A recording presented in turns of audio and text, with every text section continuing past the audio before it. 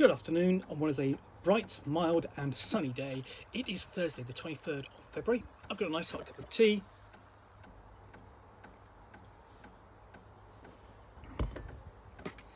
And a big box to open.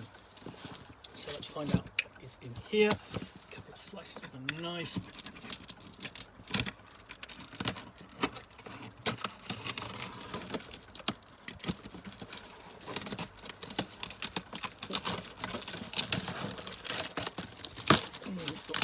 There we go. Some of the tape has glued to the packaging inside, made it a bit more difficult. There we go.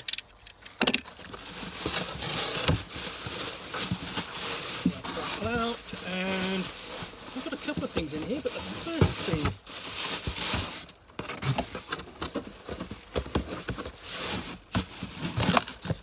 I'm going to pull out. I'm just going to take this and weigh it down. Okay, pull out is this Village Rails, a game of locomotives and local motives, which is published by Osprey Games. Now, Osprey Games are best known. They're an arm of Osprey Publishing, which does a lot of military themed or books about the military and historical military. But they also have a games arm, and that produces a lot of war games rules like Frostpunk. Is it Frostpunk? Well, Frostgrave is the one I'm thinking of, but they do a few board games as well, and one of those is Village Rails. So, and the thing is, I like train games. You know, the whole romance of the, you know, the rails and travelling on them and transporting goods and passengers and building links and so on appeals to me. So, I mean, I've got a few train games. My partner sort of despairs of the number of train games I have, but I know there are people who are far more fanatical about them than I am. I will say that in my defence, I am definitely not a puffing billy as they're known. So, in Village Rails, you will be crisscrossing the fields of England with rail lines, connecting villages together and navigating the complex and ever-changing demands of rural communities. Meet the exacting standards of cantankerous locals planning strangely specific trips and weigh their demands against your limited funding. There is so much balance in the tricky tableau building card game of locomotives and local motives. So there we go. So let's find out what is inside. So, so I'm a fan of things. In particular, I like Railways of the World as a series, and then I like there's a game called Canal Mania. Yes, that doesn't sound like a railway game, but essentially it's very much sort of like the mechanics of a rail game, but set around the Industrial Revolution here in Great Britain, and building and transporting goods along canals. Canals are also great.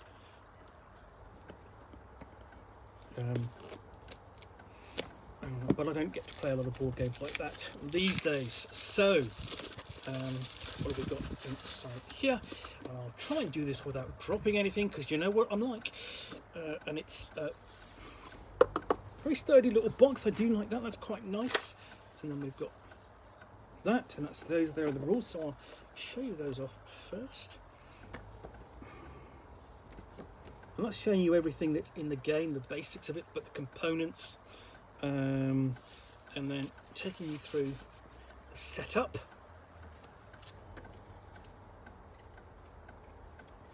An overview of how to play a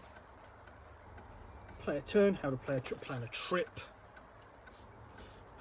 building tracks, completing lines.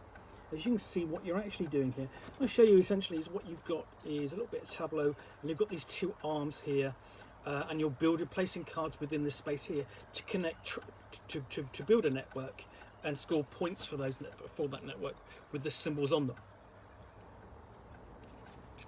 And then you score the trip for barns, farms, halts, signals, sidings, and so on. And you score points for all of these at various stages of the game, whether that's at the end of your turn or the end of the game. And you can also place terminus cards, and then you've got the game end, and then we have a game example. So that's really good. I do like it when you've got a board game which says, you know, here are the rules, but here's what you do. You know, it's not just a question of I come back to that whole thing. It's not just a question of telling you what to do. You know, that's done in this section here. The rest of the first book, this is showing you what to do. And then underneath this, you've got this. And the nice thing about this is that you've got a little bit of a hook there. Just a little bit of space to get your finger in and go pull those things out. That's a nice touch. Because the thing is, you're not going to use these bits again, you know. But that's just, that cutout is just a nice little bit of professionalism to it. It's just really handy. And so I still got to get my little finger because, you know. So as you can see, these are the sort of like the sides of the tableau that you're building from with the rail links. And there are essentially, you've got sections for A and B, and you connect those. Then you've got C and D. And then you've got basically, you put these together to make the scoring trackers. So yeah, that all comes together quite nicely. And below that, you've got that. See, haven't dropped anything yet.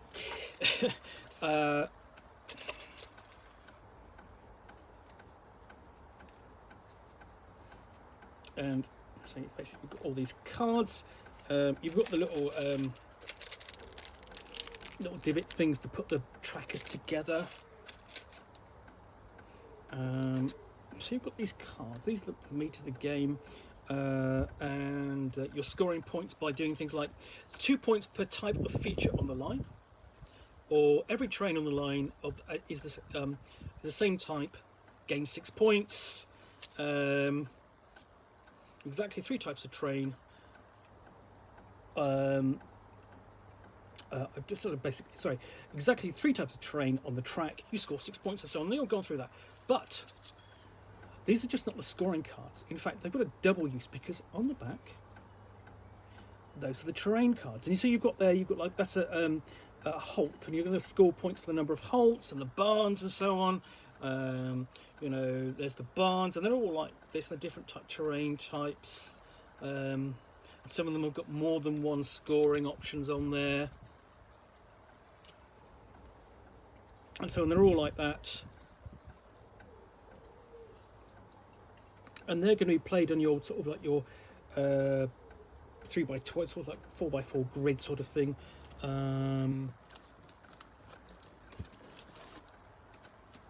Okay, and then what you have is, let's see if I can, because these are just I've got these bands on them. So if I can see if I can get some cards out, there we go.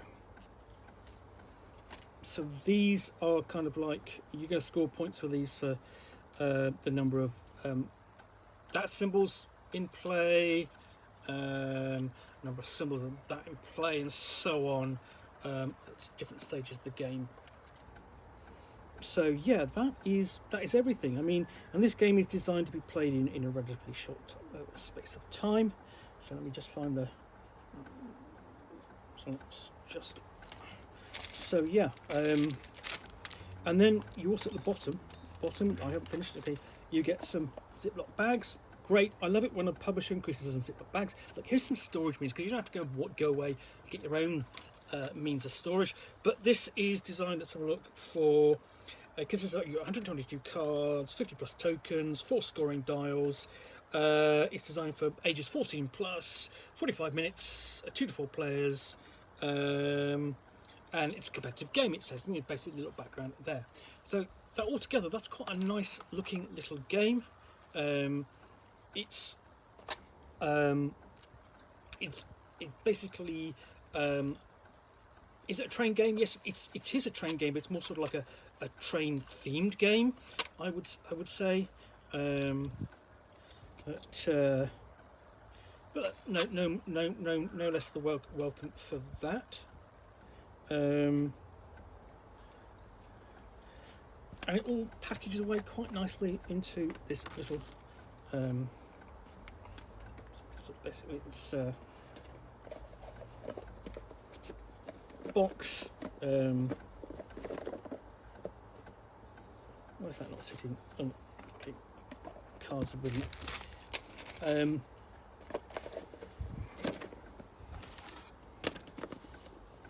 So yeah, there we go. That's railway.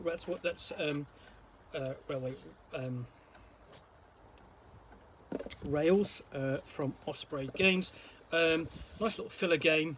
If you like train games, probably going to take a nice little alternative to playing kind of standard games. This is quite a small game. You know, it's got quite a low table layout, like table space and so on. Anyway, that's Railway the Village Rails from Osprey Games. Anyway, hope you've enjoyed this unboxing in the Nook. If you have, then please do click on the like button down below. And if you've got any comments or feedback, I do appreciate you taking the time to post those. And lastly, if you want to be alerted to get more unboxings in the Nook, where you'll see me out here with a box containing a book or game, which I'll unbox and chat about to the best extent of my knowledge for roughly 10 minutes or so, all of course accompanied by a nice hot cup of tea.